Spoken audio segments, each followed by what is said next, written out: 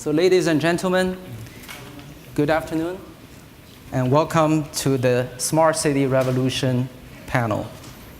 In the next 60 minutes or so, we're going to discuss a very exciting topic, and then a topic that is relevant to every and each one of us, which is how we're going to live our lives and how we're going to work in the cities of the future.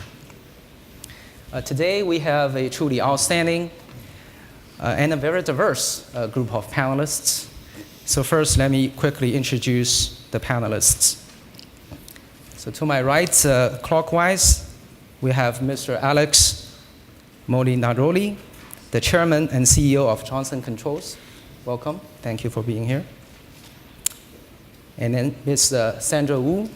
She's the chairperson and CEO of Kokusai Kogyo. Good. I got that right. Mr. Liu Jiren, the chairman and CEO of NewSoft, who develops software systems for many smart cities. Mr. Nick Allen, who is the non-executive chairman of Link Real Estate Investment Trust, who develops a lot of shopping malls for our cities in this part of the world. And last but not least, Mr. Thaddeus Arroyo, the CEO of Business Solutions and International from AT&T. Obviously, one of the largest telecom providers that make smart cities possible. So first, I'd like to spend just a couple minutes to set the stage about what we mean by smart cities. Just a couple months ago, Bain & Company published a white paper that's named Spatial Economics, in which we predicted that the cost of distance will decline sharply in the next 2 decades, which really impact the way we live our lives and the way we work. And the catalyst to this historic shift is really enabled by an array of new platform technologies. Just to name a few, we will have ubiquitous connectivity driven by telecom and Internet of Things. The last mile delivery cost will decline dramatically, driven by autonomous vehicles and delivery drones. We will have finally affordable household or individual robotics enabled by technologies like cognition and dexterities. We'll have decreasing minimum skill points in all kinds of retail businesses, so that a retail shop or a restaurant can serve a much bigger radius of consumers, enabled by technologies like big data, 3D printing. So the results of all of this is that we will see more and more people moving outside of the city centers and to live in the suburbs or exurbs or the new villages. Case in point, just in the United States, in the past 10 years, about 2% of all the population in the US have moved out of the 10 kilometers or 10 miles from a city hall of a major metropolitan area. And in the next 15, 20 years, we predict there will be about 10% of population move out of these city centers. So with that quick setup, let's turn to our distinguished panelists. And I would like to start from Alex here. Alex, obviously your company, Johnson Controls, offers a wide array of technologies to make this all possible. So maybe very briefly, if you can talk about how your organization is bringing all these technologies to life, and what are the biggest challenges that you face in this whole process? Well, I think that this topic of smart cities is an abstract to many people. It's an amorphous. It's it's not tangible until you start understanding what problems you're trying to solve. And then you take this down to the problem level, and then you say, okay, well, how does technology enable that? But a lot of times when we talk about smart cities, it's very hard to get your head wrapped around what that really means. And so from our perspective at Johnson Controls, we're in the environmental business, the saving energy business, the making buildings and making transportation more efficient. We're also in the security business, and we're in the business of being able to bring technology to make your life a little more simple. But for me, my entire perspective around this is that if you look at a city, or if you want to say a building, or if you look at transportation, there's a tremendous amount of waste. And if you're able to take the waste out of that process, and that process could be the supply chain, it could be food, it could be energy, it could be water, it could be the transportation, we talk about the sharing economy, all these technologies are going to allow us to take a tremendous amount of waste out of the system to be able to do more with less. And I think that for whatever your purpose is, this idea of a smart city is something that needs to be enabled.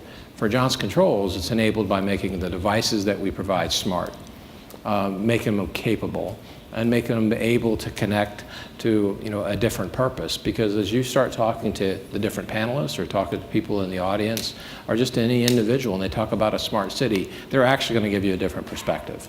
And it's not a wrong perspective, it's a different perspective. And I think that perspective is one that you have to talk to the different constituents and try to find out what problem you're solving. And for Johnson Controls, if it's around energy, the environment, efficient and effective transportation, more effective use of space, this is, for us, this is the domain in which we serve a smart city. As you bring these services, what are the biggest challenges that you face today? Well, the biggest challenge is that technology is moving faster than we can move. I mean, I can promise you that this conversation that we're having today, we had this 6 months ago. In fact, in Davos, I was part of a conversation that technology has already moved.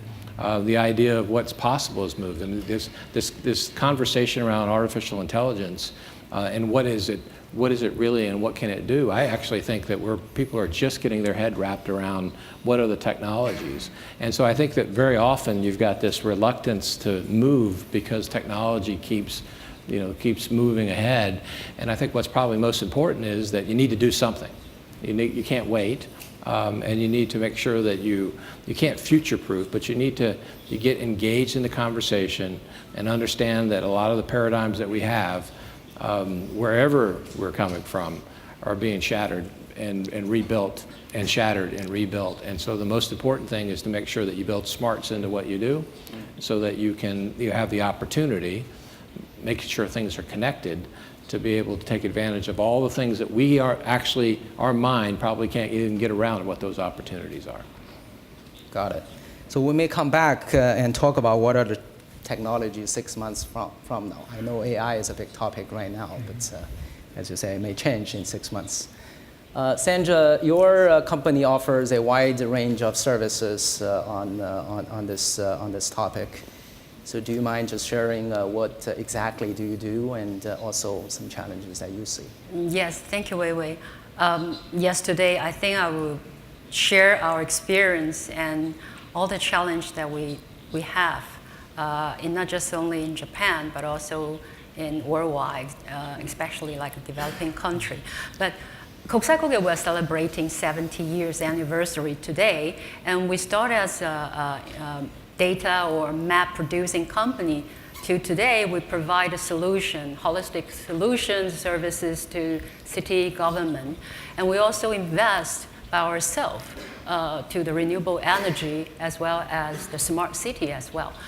We have lots of investment or services that I can mention, but I would like to focus on 3 things that we really work very hard these days. First is we're pretty focused on the global agenda, the sustainable development goal, as well as the climate change. So we've worked very long together with the city and the urban, the government. But this day we really address those safety sustainability and the resilience issues. So for the climate change, we work from renewable energy, not just only the power generation from all those smart grid preservation, to the response, the adaptation. So we have lots of solutions or services, which is on the disaster risk reduction, as well as those simulations. We utilize the GPS, sensor, and cloud-based totally together to provide a service on monitoring and observation of the city or those disaster-prone area. And this day, our recent achievement is we just developed the first, with our partner, I think the first in the world, the real-time tsunami, which can predict, calculate 30 minutes, within 30 minutes right after the earthquake occurred. Mm-hmm. And the second is I want to emphasize the maintenance. Maintenance is very important because maintenance actually to help to reduce your life cycle cost. So we utilize lots of those, for example, like a drone, sensor, or even the aircraft, etc., to provide the maintenance. But more important is this can really help to accelerate or to make sure the real economic growth. Because if you have a very bad infrastructure, no matter it's road or railway, etc., all the development, the growth, if develop it in decades, probably you just wash it away overnight. And the third thing is very important is we shall never forget about the people center. So it's a livable city is very important. So we also, this day, we focus on the infrastructure, we focus on both hot side and soft side, but this time is more people attached. For example, recently, we already applied in 9 prefectures in Japan as emergency medical service support. We call it MAFIS, it's Medical Facility Support System. So it helps to shorten the time to the patient transport and work together with the ambulance. And after 30 years, they keep all the record by the prefecture. Recently, can increase to find the proper hospital in the first contact is raised from 79% to 85%. This is a very impressive figures. Of course, a lot like mentioned about transportation, those EV map, this is something the smart city is very crucial these days. So lots of this kind of the solution, I would like to say, is not new. And those technologies always there. But most important is how you combine them together and make it, how to provide it through the new business model or a new way to provide. And you have to look at your end user is the clients, is the citizen, not just only the government or not just only the corporate. I'll stop here. Great, thank you. If I may just jump around a little bit and go to Thaddeus, I understand that AT&T has had a lot of advancement in working with the governments in these public and private partnership.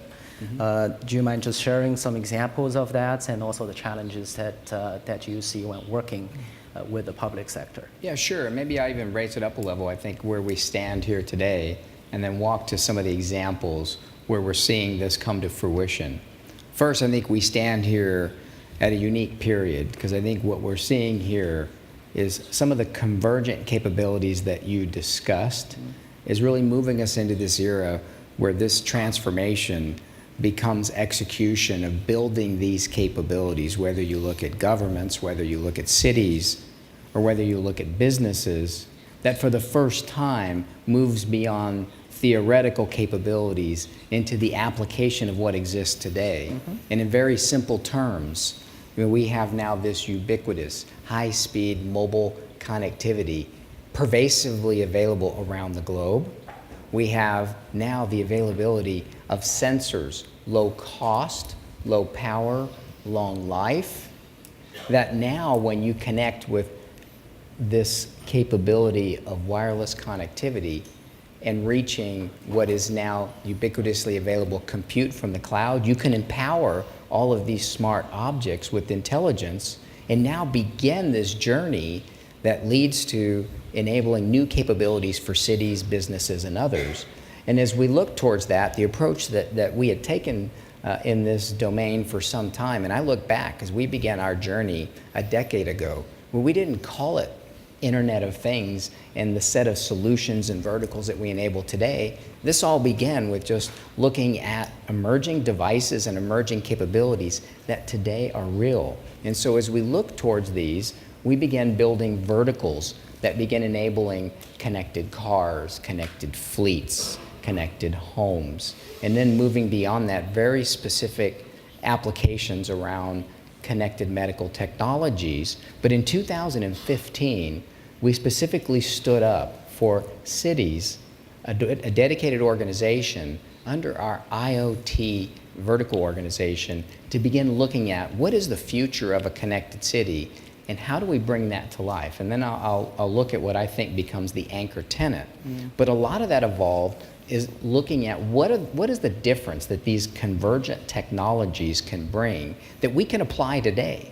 And I think as we get in the next phase, we'll talk about what comes next to begin to improve the security of a city, to improve the engagement of citizens, and importantly here, to improve the efficiency and sustainability and everything around it for cities. And as we looked at that, we began enabling a number of applications. And the approach that we took is we have today 8 spotlight cities across the United States that we consider real laboratories for building, and not testing, but building scaled applications as simple as smart lighting. And smart lighting begins with obviously more efficient use and being able to, of ultimately the lighting infrastructure, but being able to detect and predict when a light's going to fail, which enhances security, reducing the consumption. But as soon as you do that, now we've built a fabric and connectivity that the same communications platforms and nodes that we use to support smart lighting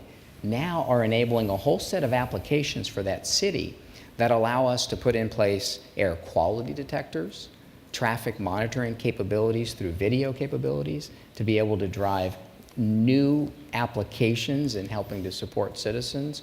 But importantly, they go as far as putting in place gunshot detectors. And this ties into when I talk about the concept of now this public-private engagement.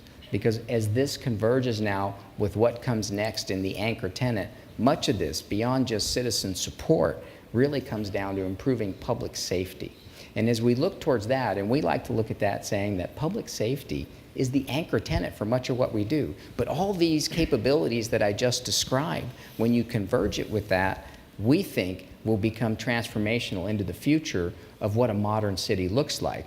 So the specific example I think that you were referencing is that the United States government has contracted with us to build the first ever in the United States mobile broadband network for first responders. So what that really means is building the capabilities, the same kind of capabilities that we as citizens all rely on, but bringing that across the United States in a consistent fashion so that we can bring those same advanced capabilities to firefighters, to police officers, and medical response personnel, and begin enabling an entirely new set of capabilities that helps save lives, helps make these departments more efficient. But now when you just think about the ability then, as we move forward with this, to connect it with everything else that we're managing here. I mentioned simple gunshot detector sensors. I mentioned the ability to have camera. So to be able now to take an emergency response call in real time and be able to correlate it to the area where the report was actually issued, and determine whether or not something really did occur there, and look at the camera, but more importantly now, to make our police officers safer, because now those sensors are in what they wear, on their holsters and their guns. And for firefighters, as firefighters arrive at the scene, they can send up an equipped drone and look at, before they send a firefighter in, at the conditions of the building. But not only are they seeing it, but the city command center can see it. That's the reality of what these capabilities we build are. And and the reality of now, it's only what we've envisioned today is the obvious cases, so that when a police officer releases just the snap from their holster, it notifies police officers around them. That's the benefit of a connected society, a connected city, and now as we look at this, the public safety as that anchor tenant for driving the next generation, and I think we'll talk more about this here and what comes next. Yep. Thank you. I think the ubiquitous connectivity does bring a lot of benefits. But I'd like to come back to Mr. Liu. Newsoft provides a lot of software solutions to the cities and to the private sector. And just on the topic, the opposite side of this benefit is the public data safety, right, or security. So maybe, Mr. Liu, you can comment a bit on what Newsoft has been doing with the cities, and then specifically on this challenge around the data security. Okay. Thank you. Newsoft is a software and IT services provider. Smart city is our business. We developed a lot of solutions for the city, like population management, natural resources management, like traffic management, healthcare, and even government administration. A lot of solutions which help the city become smarter and more efficient. So especially we talking about healthcare is one of, I think it's not only smarter, it's a big transformation. Before the healthcare, the people come to big hospital. So we try to use IT technology, like more and more services from hospital to be home. From, like a doctor, individual, they can direct have a talk, and like all the hospital can connect each other. They share same record of their patient, and especially when they use IoT technology, they can connect more information about the lifestyle information of each of the individuals. That'd be great help, like healthcare from treatment to be more preventive, especially for aging population, aging society of this country. That will be help government to reduce a lot of costs for healthcare. Of course, talking about the security, that is a big challenge, especially for privacy. Today, if we're talking about smart, that smart is not only be some kind from an investor. Most of smart is because individual contribute a lot of data. Every day we contribute our GPS location information. We contribute our personal lifestyle information. Every people wear more and more wearable devices, which is connect, and also the cost is very low. I think it's a totally change the traditional concept. We come to cyber society. So that is a kind of a new governance. That is a challenge to the government also, because if you don't sharing your information, you are not convenient. Today you pay by credit card, by mobile phone. You want to call Ubers, and you're sharing a mobile phone. If you don't tell your location, you cannot access the services. So security is not an issue about technology.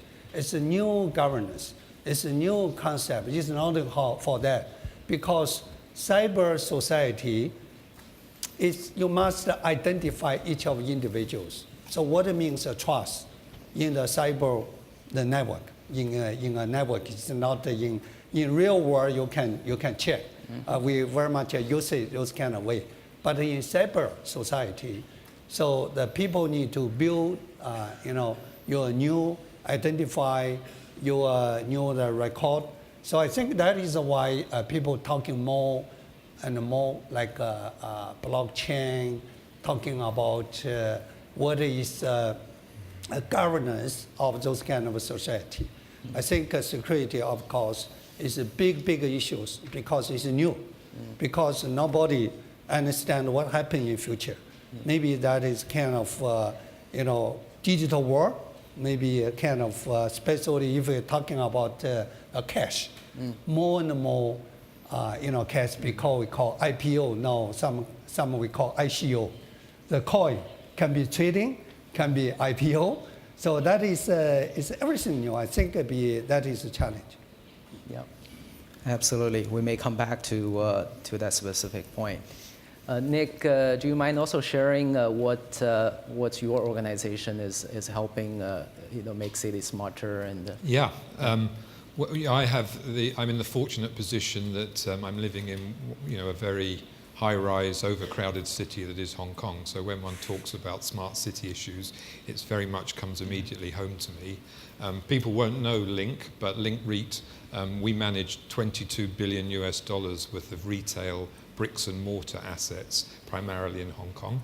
When anybody says you've got that much bricks and mortar, they say, oh my God, e-commerce is going to take your lunch. Why are you still in that business? And so you do need to drill down and understand what retail is like in big cities and how it will be affected by smart city initiatives.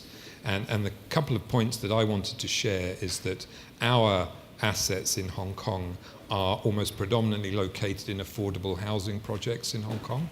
So people move through, when they get up in the morning, through our retail facilities and go off usually to the mass transit station. And that is a very different environment than you see elsewhere. So the point that I wanted to make is that when you look at the demographics and you use big data to look at the demographics of the people who shop in your bricks and mortar, what we see in those assets that we manage is a greying society. And so that group of people is getting older. And so one of the big challenges you have, as I listen fascinated to the technological developments that are being made, that when your group of people are becoming 50 and 60 and 70 and 80 and 90, their ability to interact with some of the technologies that are seen to be coming is a bit of a challenge. And therefore, the challenge for me is how you manage those intergenerational markets in terms of the technology that you introduce in your retail. And I think the other key point I would make is almost no matter what you do, government policy is absolutely critical in moving forward to achieve smart city improvements. And for me, the issue is not about when we build a new shopping mall, because we can make it very green and we can finance it with a green bond and we can make it LEED Platinum. The challenge is the existing stock of 200 assets that we have that were built in the 70s and the 80s in affordable housing projects, and how do you move forward with those sorts of challenges to make it a smarter city. And you need municipal governments that are able to bring a community together and say to certain parts of the community, I'm afraid you're going to miss out on this one for the greater good, and that is always a big challenge for government. So those are the key challenges. It's the demographics and it's the government policy, which are quite critical in being able to move forward on smart cities. Yeah. Thank you, Nick. At this point, I'd like to open up to the floor. We would like to make it a very interactive session. Just to set the ground rule, so when you raise your hand, I'll call your name, and please quickly state your name and organization, and then shoot your question. So no speech. That's allowed. Who would like to have the first question to the panelists here?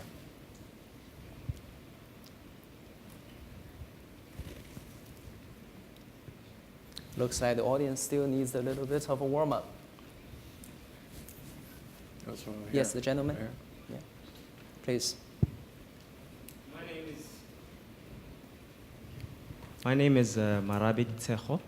I'm of J&J Group, which is an investment company in South Africa. Now, from talks of smart cities, I get the impression that it's more focused on retail and healthcare. But how will smart cities improve education and all the other systems other than retail and retail and healthcare? Thank you. Anyone would like to take a shot? Yeah, well, I think I'll start and I'll let others add, because I think as you look at this and you look at the potential for everything that we've been discussing now to impact other elements of society, it's critical. And I'll move beyond just when we talk about healthcare and retail.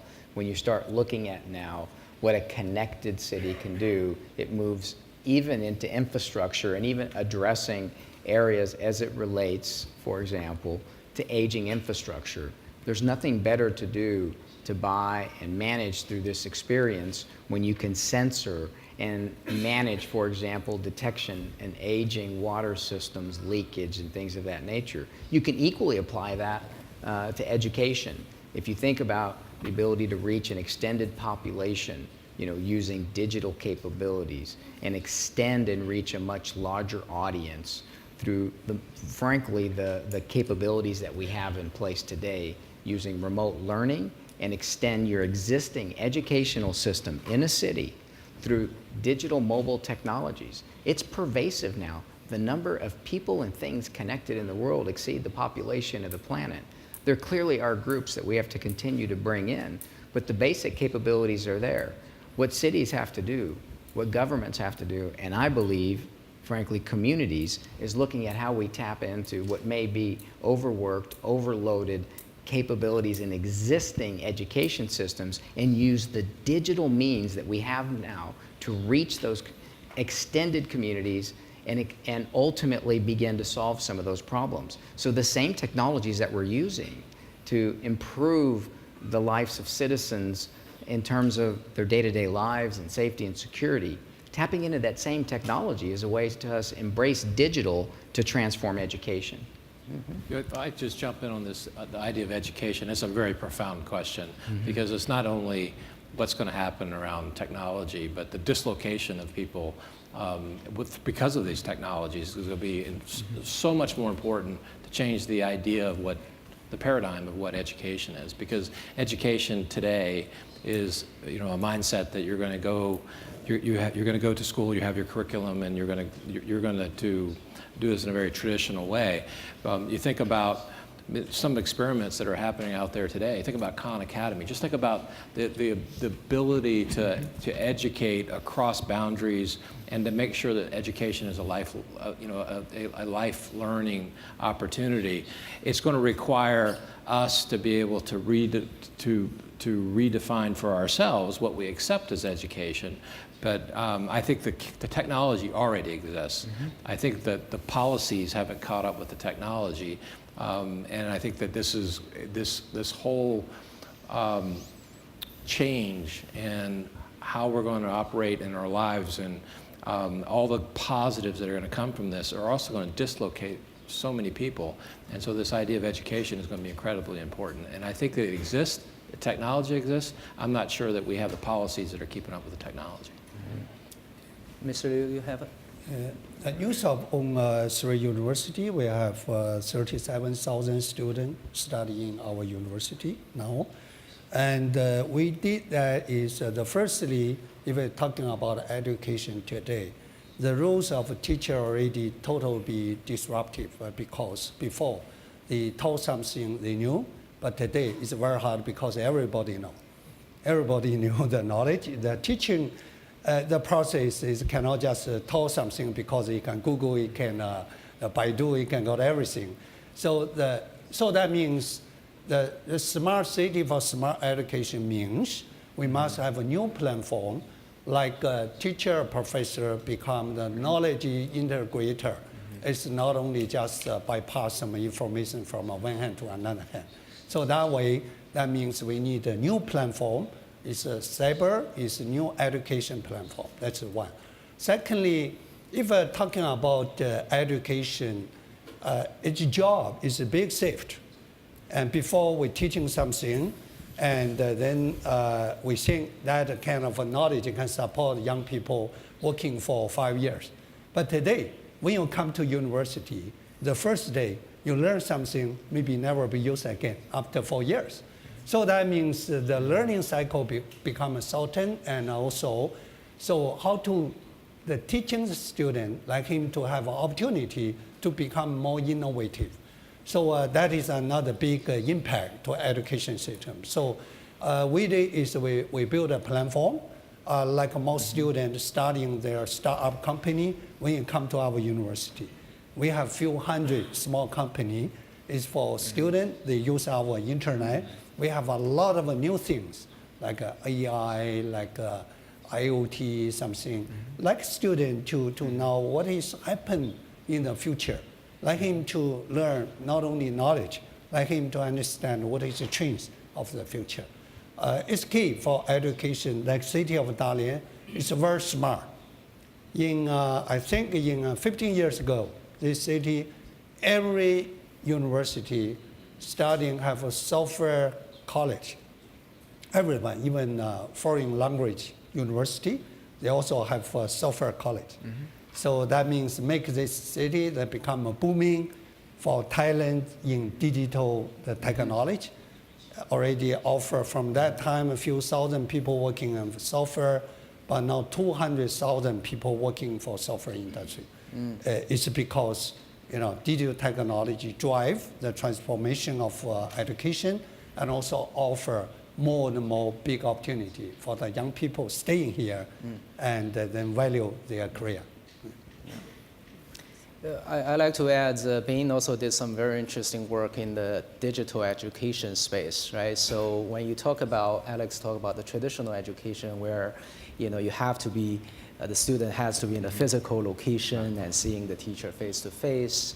Now the technology is enabling, especially the millennial parents, they grew up with internet, right? Now, even if these people live in a remote city, right, a small city who don't have access to the best teaching credentials, teachers, they can get online and receive the best teachers in their living room, right? So that is transforming the way people receive education.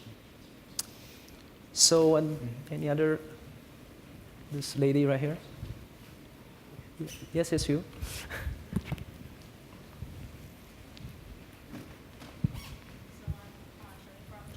Just 1 second. Yeah. My question is that obviously a smart city needs a lot of technologies from foreign companies like you, like AT&T, like Johnson Controls, etc. But it's still it's very difficult for foreign companies to operate in China because of a cultural difference, because of regulation. So how do you face these kind of problems? I guess this addressing to most, Not me. with the exception of Mr. Liu. Yeah. So, well, Hong Kong is part of China, so. I'll start. From my viewpoint is you have to accept the rules as what they are. But in order to be successful in China, and Johnson Controls has been in China for quite some time, in many businesses, and what we've learned is that you just can't bring whatever the way you believe the world should work from North America or from Europe. You have to show up. You have to be a part of the community. You have to be as local as you can. And then you do have, where you have disadvantages, you also have advantages because you are able to bring some best practices and experiences to bear. And I think that's appreciated. I think for all the challenges that come with being in the market, there's also opportunities that come from being a multinational company. From my experience, you do have to accept certain realities, but you also have to realize that you can exploit some strengths, and you have to be willing to change your business model. You can't bring the business model that you're used to China and expect that it's going to work. I think you learn that either the hard way or the easy way. I tend to learn things the hard way, but from my experience and experiences of people before me, we've been successful in China because we have been here. Sandra, do you do business in China or no? Not Not really. yet. Not Okay, really. why not? We have the project. We did a lot of project in China. Doing project and you have your own presence in China is different. But regarding this, I would like to say something is, I think it's not just only in China. Doing business in foreign countries is never easy. Well, for those big organizations, especially the global company, they've been there for a long time. It takes them probably in many decades to build the network or the globalization presence. the global presence today. But for a just a local company, domestic company, or regional company, if you want to do the business in the foreign country, never easy. But I agree with Axel, is you have to accept, you have to meld into the society. But, well, one thing is, I think it's very important to have a right partnership with the local company. And then second is very important, you have to be very local, you have to do the localization. I'm very impressed by lots of US company. They really implement the localization pretty well all over the world. So I think it's not just only in China, in many parts of the world. So Thaddeus is a, I guess, US originated company. Right. Well, as a global communications company, Yeah. we had to cross this chasm many years ago. You look at it, we serve, in my organization, 3.5 million businesses in over 200 countries, and China is one of them. In fact, it's among the largest as we connect businesses that need to do business in China. So our approach to take is we manage and solve for the priority that we set, which is providing solutions for companies wherever they are in doing business in China, is finding the path to do it. And so in China, for us, it's been a path of collaboration. We have collaboration in place today in long-term strategic relationships with players that allow us to operate in this market in multiple means. And in a digital world, those capabilities are becoming more and more in demand. And I think as we look toward the market and we look toward our ability to serve our customers, the needs that they have to interconnect wherever they do business are only growing. So we're excited about the market. This is one of our most important ones. But I think as we look towards the approach to serving it, we take an approach of not just interconnecting and finding collaboration, but also building infrastructure in those countries in the terms of our people and the talent that we have. We have employees across China where we need them to support our business customers. And interestingly enough, I also view that as much as an opportunity, because if I look at the next wave, if we look at the decades ahead, I think you'll see, instead of just West moving East, you'll see East moving West, and companies from China expanding in the rest of the world, and we hope to meet their needs. And so I think it creates, if you invest early, it creates as much of an opportunity to provide those solutions to now Chinese companies that want to begin expanding internationally. Also, Mr. Liu, I think if we're talking about the smarter, smart means more openness, more connected. And I just give you 2 examples about what it means. Any of the city cannot isolate. It must be open, must be connected. Today, every day, many of Chinese children learn English in internet. The teachers from Canada, from the US, many of volunteer in there, and it build a very good connection. But recently, a lot more and more healthcare, especially in diagnostic. Many of Chinese patients, they ask how to get a solution. They contact with a doctor in US, in Japan. Japan also. A lot of Chinese come to Japan have a health check. So that means if you become smarter, you cannot be just look at your city. You cannot only look at your nation. You must look at the resources in worldwide. So more knowledge, more resources. I think that is the world today. So I don't think any kind of regulation, any kind of restriction can restrict this world become more connected. So only limited is our mind. Our own, ourselves, because we don't understand another side, we cannot find a partner, we don't know how to sharing with others. So that is a challenge to ourselves. So in Mr. Liu's definition, the cities are really talking about the international city. Definition. Especially if a small town, small city, you want to be smart. You cannot be only say everything in that small city. So that smart is because you can absorb knowledge, resources, and expert talent, and especially in cyber society, easy than your normal way. Yes. Cool. Any questions from? Okay, gentleman here. There, Wei Wei, Sorry. the other side. Hi, my name's Kelvin, and I'm from Shanghai Media Group. Smart city requires for big data, but as we all know that most of the data is controlled by government and the big companies who have a lot of sensors. Citizens and the small business entrepreneurs are calling for open data. So what do you think of open data while building smart city, and will you as big companies open your data, and how? Thanks. Open data. So who's got the most data in this room? I think I'm most related like you. Sandra, you want to start? Go ahead. Well, the company like us in our industry, GIS and data company, we work very closely with those UN as well as the government as well. We talk a lot about how to make this open data more applicable and reachable. Is a lot of developed country, I don't say all, but have idea of NSDI, National Spatial Data Infrastructure.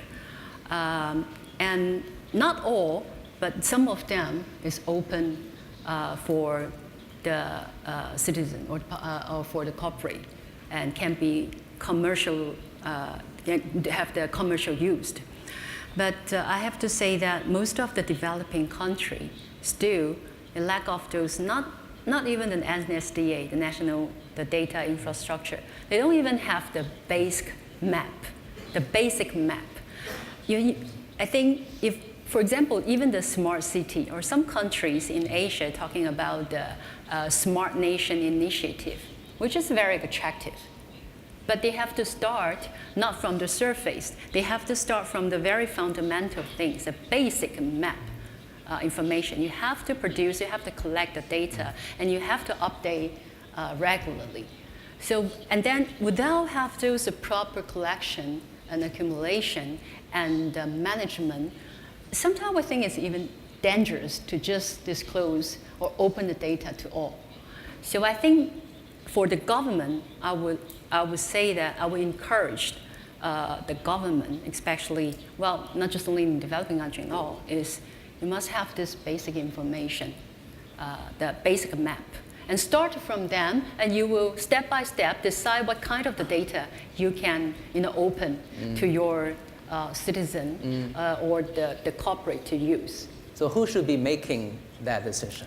Well, from our experience, well, we think that government should take the lead to provide that basic map.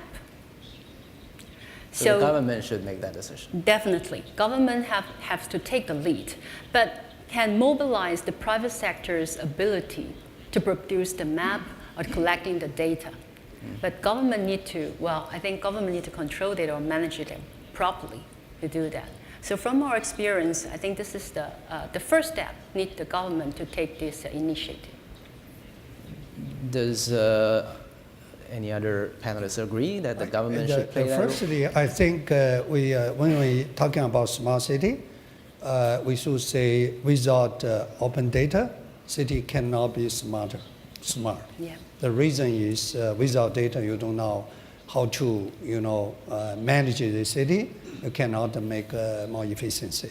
But if you look at the main city in China, the government already understood the data of city is a wealth, is a kind of platform. So they're starting to open. Like a NewsUp, we provide in this country 50% social insurance. The platform is developed by us. That means half of population, the payer data is supported by our system. We exactly know what is, how much, what kind of diseases, which hospital charges, same kind of diseases, what is the big difference, who is who, and also 30% of hospital use our IT, so we know what is the difference operation of the hospital. But if you look at what is the demand of a government, one, they want to control the cost. Without open the data, they cannot control. Two, they want more the services from a big hospital to big community, to big home. Without open that data, you don't know who is who. You don't know how to arrange, how to make those kind of, the different layer of services become more efficiency. So that means open the data to the city, to third party. It's not option. It's a future issue change. It's the only way is how to open, how to manage that data, not disclose private. I agree 100%. I think that what will happen is that cities or whatever, we're talking about cities, so we'll keep it that framework, in order to compete for people, for resources, in order to be efficient, everyone's going to go to the mean, and whatever's required in order for the for the cities to be more efficient, effective, productive, sustainable, and if it requires more open data, then there'll be so much pressure that we'll drive to that place. There's no doubt about it. I mean, I think it's absolutely critical. I think that's what will separate cities that get smart from cities that don't get smart, is the ability of government to put through policy to have that data out there and be shared, because cities that don't do it are going to be left well behind cities that do it well. So I think that's an important area. I mean, I think the policy side of this has been well discussed, so I'll leave what's been put on the table. And I think it's an important element, and it's an important element of sovereignty relative to where that policy is being developed. And it's always going to be a complicated issue, and it's not going to be a bright line. But as you look at businesses, we have a tremendous incentive to do, obviously, manage that within the framework that we're dealing with, but also really add, the only other element that we really haven't discussed here is this concept of transparency, because I think that's a very important attribute as we look at, beyond the policy implications, and obviously all of us around this table have to adhere to the policies of every country we do business in, and so those policies that drive and create this opportunity for innovation are important. But transparency, whether it's transparency of the businesses and what we do with that data, or transparency of governments, is also an extremely important element to really create that ability to communicate and build trust. Yep. I think we have time for the last question. Maybe the gentleman at the back. He's been there for quite a long time. Thank you so much. My name is Kishi. I'm from the Mori building from Japan. We invested in Dalian and Shanghai for more than 20 years. So my question is, for all of you, who is responsible in the future to keep the city smart? Because now we are always thinking about using updated technology. Now, even our company built the building in Dalian 20 years ago, but we had no idea about cyber security at that time, and now we have a lot of cyber security. But in terms of the city, who's going to be responsible to update all the technology stuff to keep the city smart? This is my question. What do you think about a short response from the city?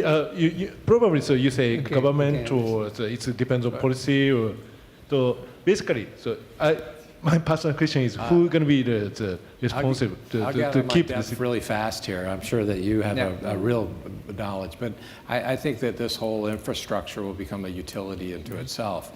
How that layers, I honestly don't know. I think you probably have more experience than I do, but there is a whole new utility that's being built here.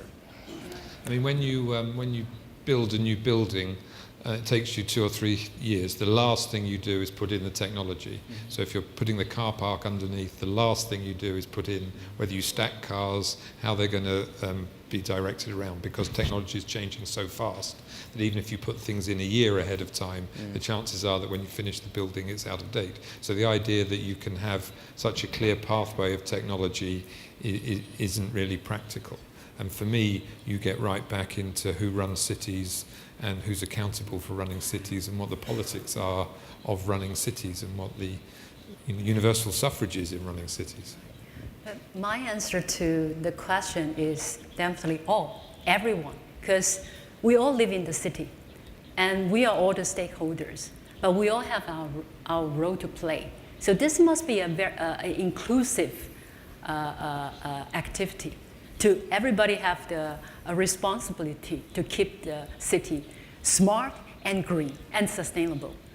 I think government will provide the ground rule, the fundamental, the basement, and the stakeholders, the corporate, academy, or the NGO, we all have a role to play, to make profit, to build a city, to give the opinion, to do the research. And the people living in the city, we are definitely the one. We put our eyes on everything, and we live in there, and we give our opinion to improve the whole city and make sure it's going smarter and smarter. Cool.